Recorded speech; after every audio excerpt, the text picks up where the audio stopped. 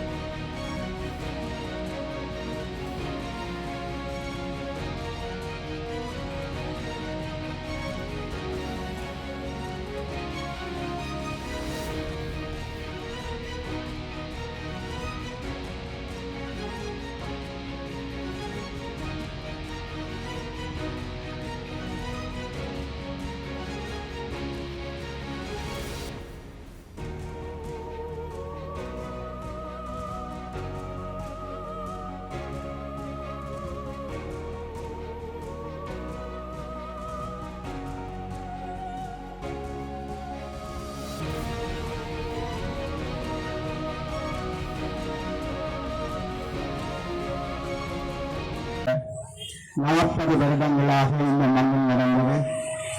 எங்களது உரிமை போராட்டத்திற்காக பல லட்சம் மக்களை, பல்லாயிரக்கணக்கான போராளிகளை நாங்கள் இந்த உரிமை போராட்டத்தில் இழந்திருக்கிறோம்.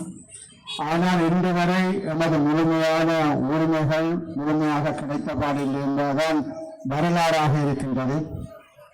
முள்ளிவாய்க்கால் வாய்க்கால் என்பது வெறுமனே ஒரு யுத்தம் முடிந்த இடம் அல்ல.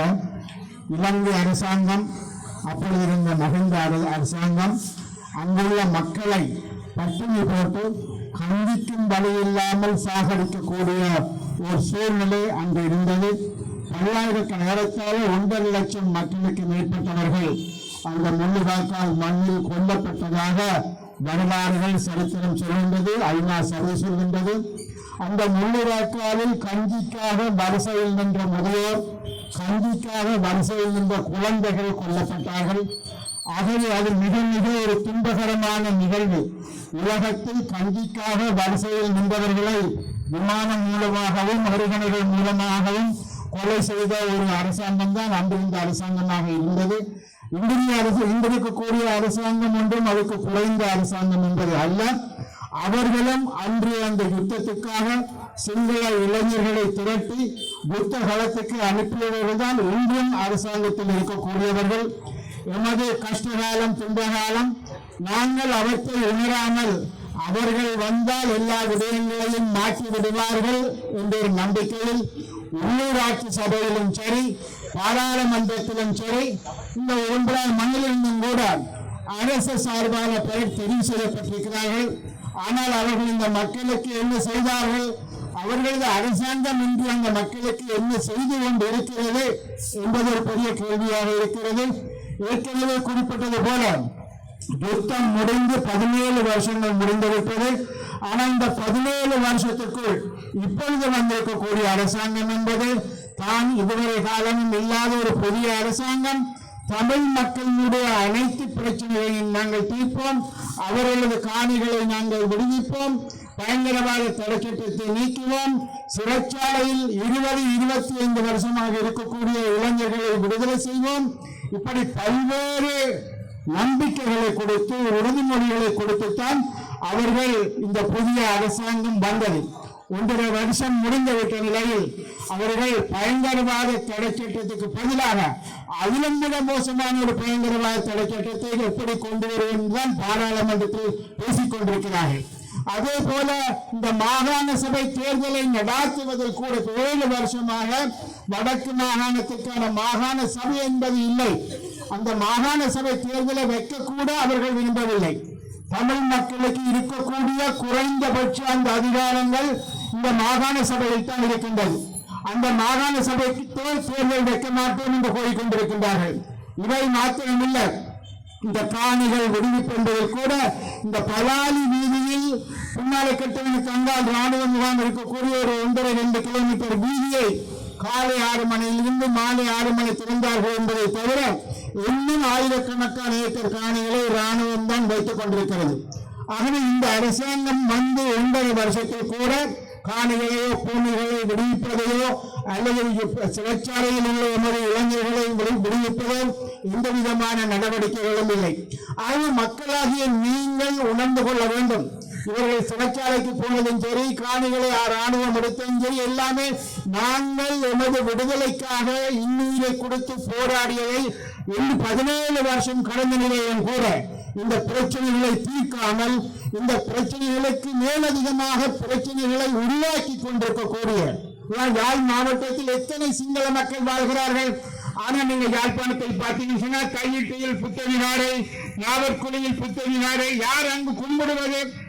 எத்தனை சிங்கள மக்கள் இங்கு வாழ்கின்றார்கள். ஆகவே இவர்கள் என்ன யோசிக்கிறார்கள்? சிங்கள மக்கள் இல்லாவிட்டாலும் பௌத்தர்கள் இல்லாவிட்டாலும் அங்கு புத்த கோயில்களை கட்டி அந்த நிலங்களை ஆக்கிரமித்து அங்கு சிங்கள மக்களை குடியேற்றி தமிழ் மக்களை தமது சொந்த இடத்திலேயே சிறுபான்மையாக்கக்கூடிய ஒரு சூழலை இவர்களும் ஏற்படுத்திக் கொண்டிருக்கிறார்கள். இனி வந்தவுடன் என்ன பேசுவார்கள்? நாங்கள் இனவாதிகள் அல்ல, மதவாதிகள் அல்ல, உங்களை போய்த்தான் நாங்களும் கஷ்டப்பட்டவர்கள், துன்பப்பட்டவர்கள் என்று கூறுவார்கள். ஆனால் நடைமுறையில் என்ன நடைபெறுகிறது என்பதை நாங்கள் பார்க்க வேண்டும்.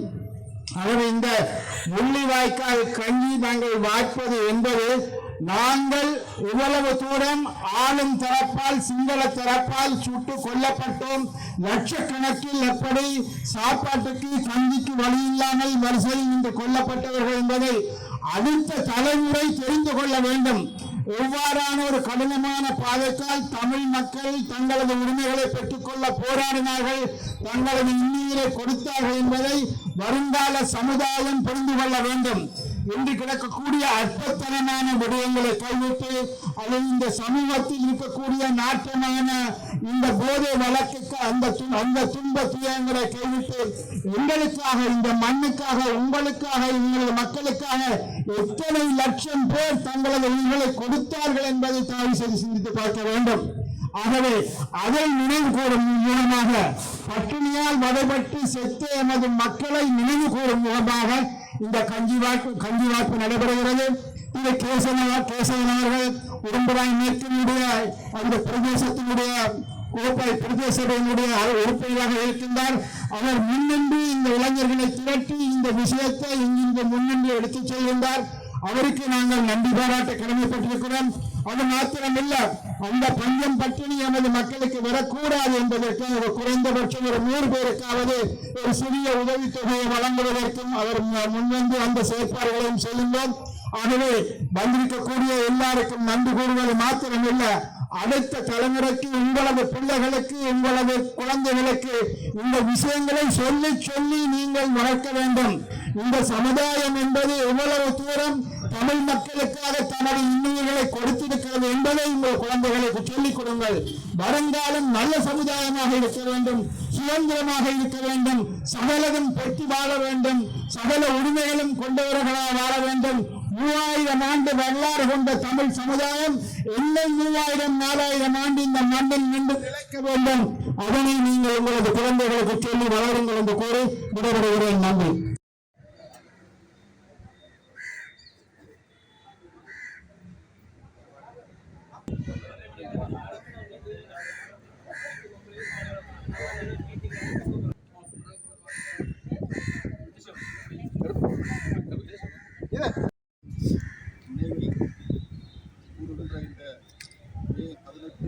உலகம் பூராவே ஒரு அறிந்த தினமாக இருக்கின்ற காரணத்தினால் நாங்கள் எங்களுடைய உறவுகளை இழந்து இன்னும் பழியை சுமந்து கொண்டு தேடிக்கொண்டிருக்கின்ற இந்த நிலையிலே எங்களுக்கு இந்த பல்வேறு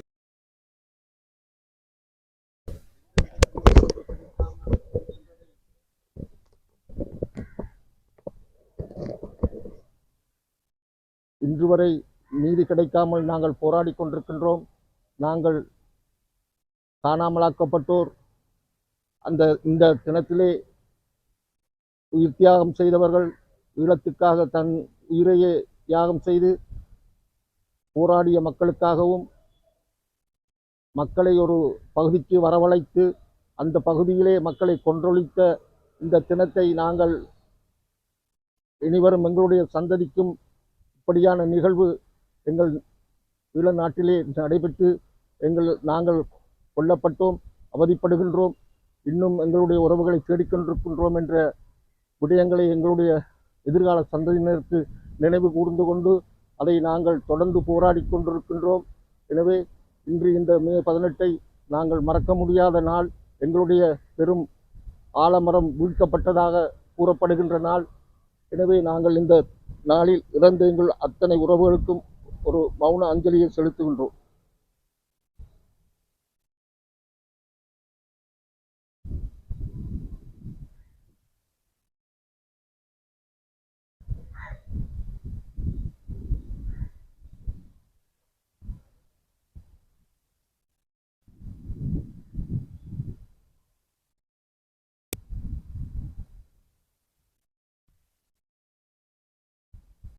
Ome.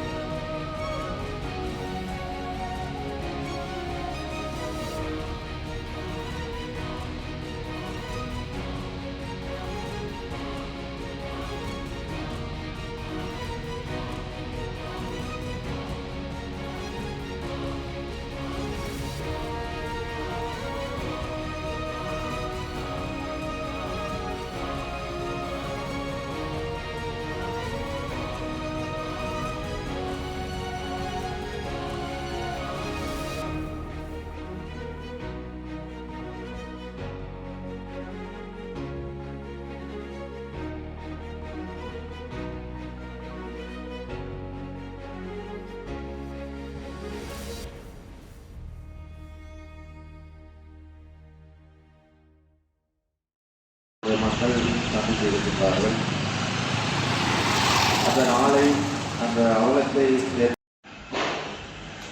இவர்களோடு இணைந்து இந்த வழக்கினை ஏற்றுவதற்காக பிரதான பேரவைக்குரிய சிவசரி திவாகரன் அவர்களை ஏற்போடு அளித்துக் கொள்கிறோம். தொடர்ந்து அந்தரவாலயத்தினுடைய உறுப்பினர் பஞ்சாட்சர சம்மா அவர்கள் ஏற்படும். தொடர்ந்து பிரம்மஸ்ரீ முரளிதர சம்மா அவர்களை ஏற்படுத்திக் தொடர்ந்து பவுனியா முருகன்காடு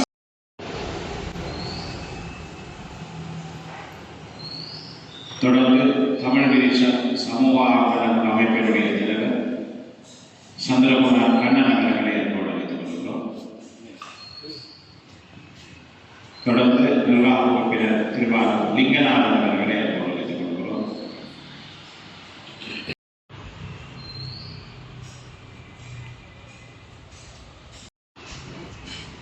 தொடர்ந்து திருநாமலம் ஜம்ஸ் விளையாட்டுக் கழகம் சார்பாக வினோத் அவர்களை ஏற்போடு அமரர் குட்டிஜிஎஸ் அவர்களுடைய மகனார் அவர்களை ஏற்போடு அளித்துக் கொள்கிறோம். தொடர்ந்து அதிபர் திருவாரூர் கந்தவனேசன் அவர்களே, தொடர்ந்து திருநாவூர் நாகதம்பிரான் ஆலய பெருமாள் சபை பொருளாளர் திருமதி செல்வி அம்மையார் அவர்களை ஏற்போடு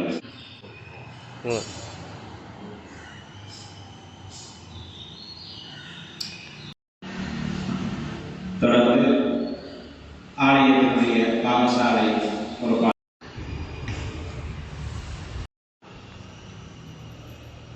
அடியவர்கள் சார்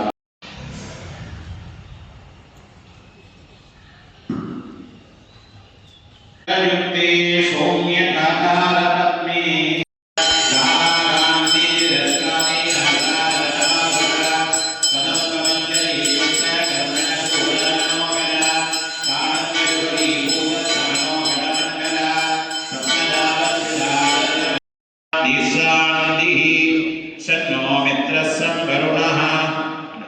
नमो ब्रह्मणे नमस्ते वाजो त्वमेव प्रत्यक्षं ब्रह्मा सत्यमहादिशं तन्मामामि तत्त्वारमामि